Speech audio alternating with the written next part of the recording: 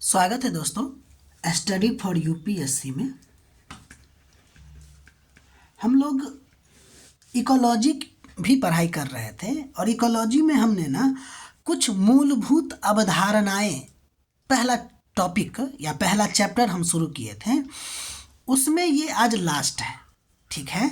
और उसमें आज हम पढ़ेंगे एज इफेक्ट, एज स्पीसीज और साथ ही साथ इकोलाइन, ठीक।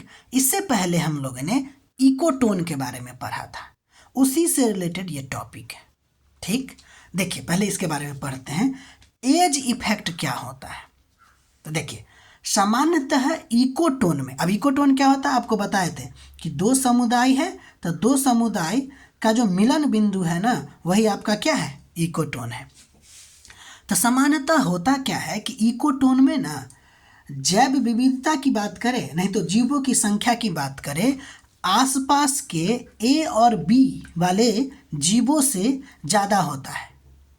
मतलब कि इकोटोन में जीवों की जो संख्या होती है ना, वह आंतरिक क्षेत्रों की तुलना में ज़्यादा होती है, इसीलिए उसी को एज इफेक्ट कहा जाता है, ठीक।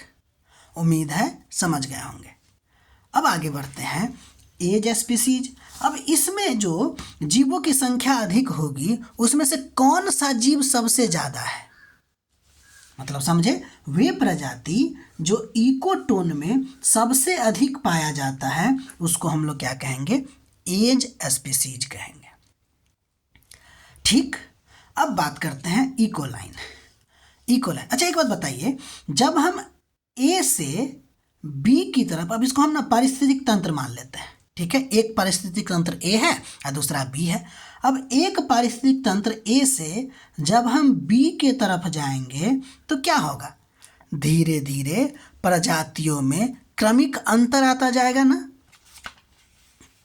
तो जो अंतर आता है ना, उसी को हम लोग इकोलाइन कहते हैं।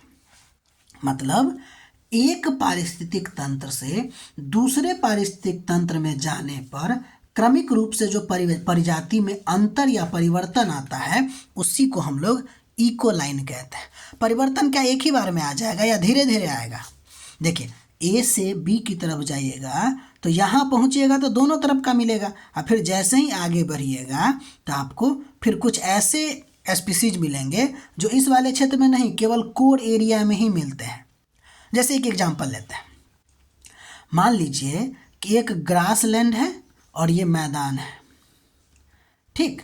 ये दोनों एक दूसरे से मिलन करता है, जहाँ पे वो इकोलाइन होगा। अब देखिए ग्रास लैंड और मैदान वाले लैंड में आप समझ लीजिए हिरन, और यहाँ भी आपको शेर बाघ रहता होगा।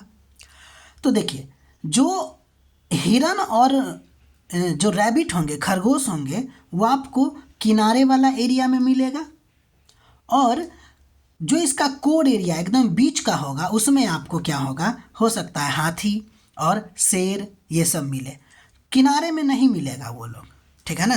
तो क्या हो रहा है, धीरे धीरे क्रमिक रूप से अंतर आ रहा है, इसी को हम लोग क्या कहते हैं, इकोलाइन कहते हैं। सिंपल बात समझिएगा कि एक पारिस्थितिक तंत्र से दूसरे पारिस्थितिक तंत्र में जाने पर प्रजाति में अंतर आएगी, उसी को हम लोग इकोलाइन कहते हैं। अब देखिए इकोटाइप क्या है। अब देखिए इकोटाइप क्या है कि यह एक ही स्पीसीज है की पॉपुलेशन होता है जो किसी विशेष हैबिटेट के अनुसार अपने आप को जेनेटिकली एडाप्टेड हो जाता है, ठीक है। ये एक ही स्पीसीज है। अच्छे से मान लीजिए कोई एक पौधा होगा जो लो एल्टीट्यूड पर भी उग सकता है और हाई एल्टीट्यूड पर भी उग सकता है, और दोनों जगह पे अपने आप को जेनेटिकली मॉडिफाई करके एडाप्ट हो गया है, तो उसको हम लोग क्या कहेंगे, इकोटाइप कहेंगे, ठीक है। उम्मीद है समझ गए होंगे। ध्यान दीजिएगा एक ही स्पीसीज होगा, चाहे पौधा होगा चाहे वो मतलब कि जानवर होगा। तो यहाँ हो गया आपको बेसिक एक चैप्टर कंप्लीट। देखिए हम लोगों ने इस चैप्टर में क्या पढ़ा और आगे क्या शुरू करने जा रहे हैं। देखिए चैप्टर 1 मूल अवधारणा हमको पढ़ना था, वो कंप्लीट हो गया।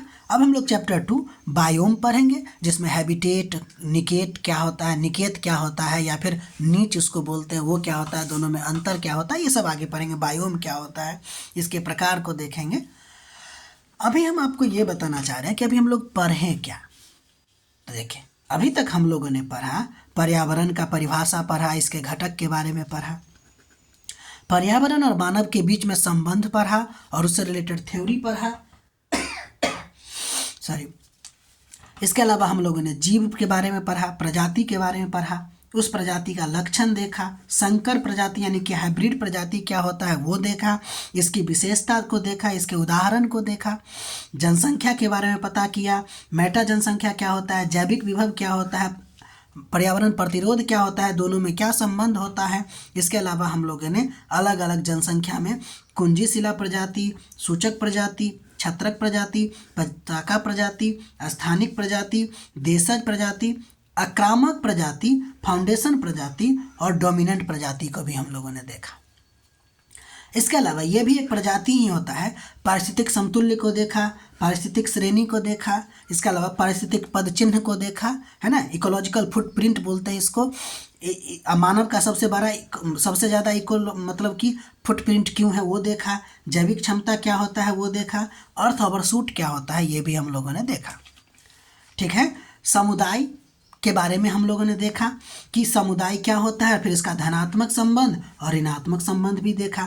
धनात्मक में हमने म्यूचुअलाइजेशन देखा या म्यूचुअलिज्म देखा, प्रोटो कॉपरेशन देखा, सहभोजिता देखा, प्रतिद्वंद्वता देखा, परभक्षता यानी प्रीडेटेशन देखा, परजीविता यानी कि पैरासाइटिज्म देखा।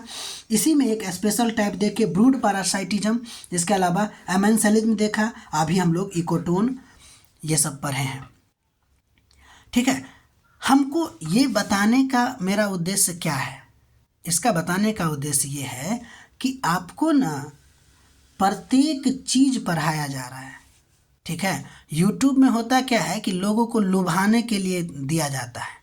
ठीक है ना, कि इतना पढ़ाएंगे, लोगों को ठीक ठाक लगेगा, अच्छा लगेगा, फिर लोग एडमिशन करवाएंगे, तो पैसा कमाना चाहते हैं। हम यहाँ पे आपको फ्री ऑफ कॉस्ट में हर चीज़ अवेलेबल करवा रहे हैं। ठीक है, तो आप लोग अपने पढ़ाई को कंटिन्यू रखिए और विश्वास कीजिए कि पूरा सिलेबस कंप्लीट होगा। इतना डिटेल में कहीं नहीं पढ़ाया गया होगा। ठीक है, मिलेगा, ज़रूर मिलेगा, ये सब चीज़ क्यों नहीं मिल सकता है। दुनिया में पढ़ाने वाले लोगों की कमी नहीं है, लेकिन हो सकता है आपको पैसा लगे उसके लिए। और इसमें टू द पॉइंट है, कुछ इधर उधर नहीं है। जितना हमको पढ़ना है, अगर आप 1 साल तक इसमें कंटिन्यू कर लिए, 6 से 7 महीना में कंप्लीट हो जाएगा जितना हम लिख रहे हैं उसके आधार पे। तो आप फिर कहीं और भी कोचिंग अगर पकड़िएगा तो आपको यही सब पढ़ने को मिलेगा और कुछ नहीं। ठीक है, देखिएगा कि हम पहले से ही सब चीज़ पढ़े हैं और आपके पास बेहतरीन नोट भी रहेगा। ठीक है, तो मिलते हैं हम लोग अगले वीडियो में। आप अपना पढ़ाई करते रहिए, अपना ख्याल रखिए।